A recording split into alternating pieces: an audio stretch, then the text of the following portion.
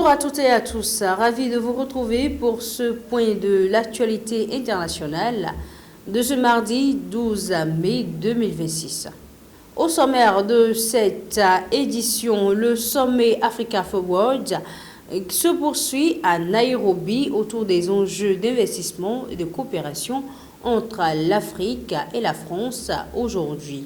Situation sécuritaire est toujours préoccupante au Mali et à l'est de la RDC. Et enfin, les tensions sont persistantes au Moyen-Orient malgré les tentatives de cesser le feu. Merci de rester nous suivre pour les détails.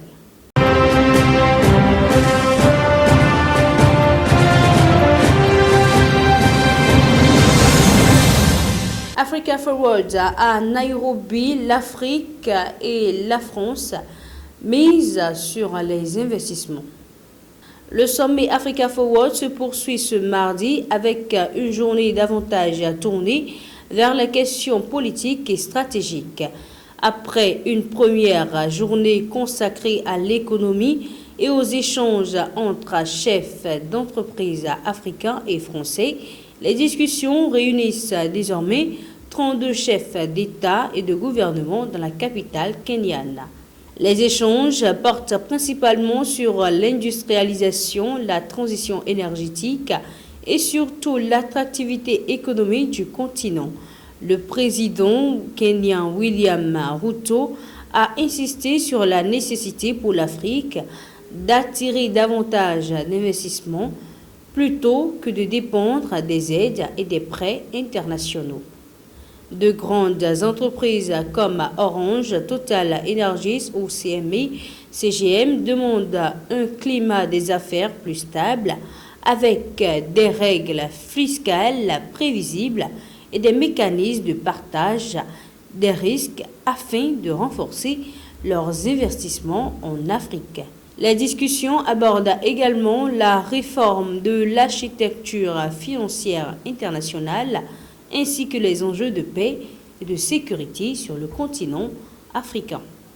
Cap menons sur le Mali où la situation sécuritaire continue de se dégrader autour de Bamako. Au Mali, les djihadistes du JNIM affiliés à l'Al-Qaïda accentuent la pression sur Bamako à travers de nouvelles attaques contre les transports et les infrastructures énergétiques. Durant le week-end, plusieurs autocars reliant Ségou à la capitale ont été incendiés, notamment dans la zone de Zambougou. Les assaillants ont systématiquement fait descendre les passagers avant de brûler les véhicules, provoquant une forte perturbation du trafic et un climat d'insécurité sur ce axe stratégique. Face à cette situation, l'armée malienne affirme poursuivre ses opérations militaires. Des frappes aériennes ont notamment été menées dans la région de Gao contre des groupes armés terroristes. Le gouvernement de transition a également annoncé l'arrivée à Bamako d'un convoi de plus de 700 camions-citernes escortés par les forces armées et appuyés par l'Africa Corps.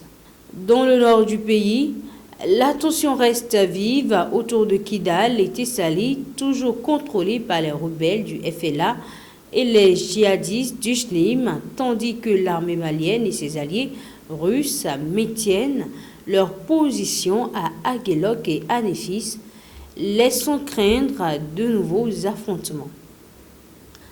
Toujours dans le même registre, mais direction à présent dans l'est de la République du Congo, où les violences armées continuent de faire des victimes civiles.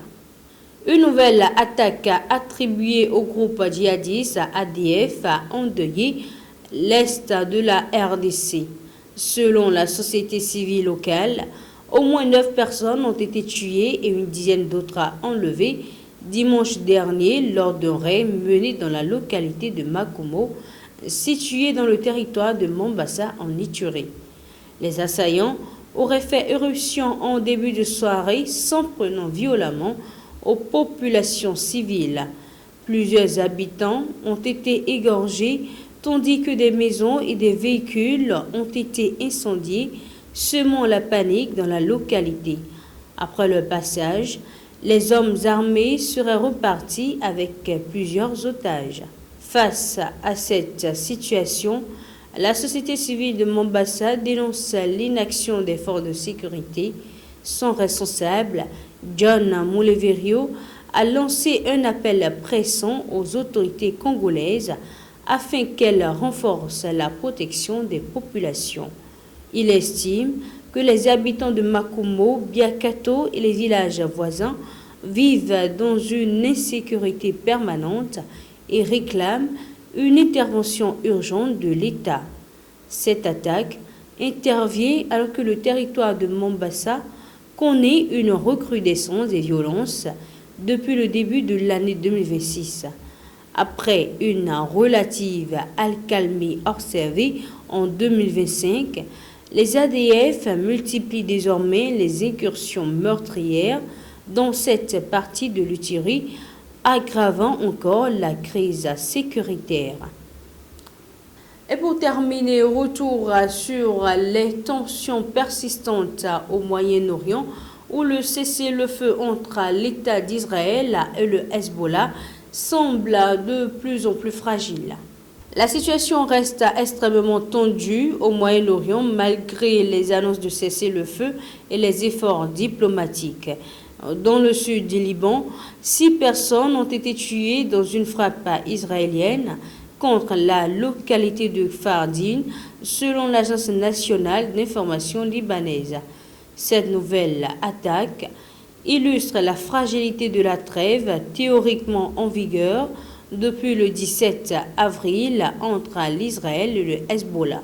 Sur le plan diplomatique, les tensions restent tout aussi fortes entre les États-Unis et l'Iran. Le président américain Donald Trump a déclaré que le cessez-le-feu était, je cite, sous assistance respiratoire, fin de citation, estimant que les discussions engagées avec Téhéran étaient dans une impasse. Washington juge totalement inacceptable la réponse iranienne à la proposition américaine destinée à mettre fin durablement au conflit. De son côté, le président du Parlement iranien, Mohamed Baghar Ghalibaf, a affirmé que l'Iran était prêt, je cite, à donner une leçon en cas d'agression américaine ou israélienne. Le premier ministre israélien Benjamin Netanyahou a, pour sa part, réaffirmé sa volonté de poursuivre la guerre tant que le programme nucléaire iranien ne serait pas neutralisé. Cette instabilité continue d'avoir des conséquences économiques majeures. Le prix du pétrole a encore progressé ce mardi matin. Les marchés craignant une aggravation du conflit et une fermeture du détroit d'Ormuz, passage stratégique pour le commerce mondial du pétrole. En Chine, cette crise inquiète également les commerçants du gigantesque marché de Yiwu, fortement dépendant des exportations vers le Moyen-Orient et l'Afrique. Beaucoup redoutent désormais davantage les conséquences géopolitiques du conflit que les tensions commerciales entre Washington et Pékin. Ce sera tout pour ce premier point de l'actualité. Merci de nous avoir suivis. Ne manquez pas le second rendez-vous.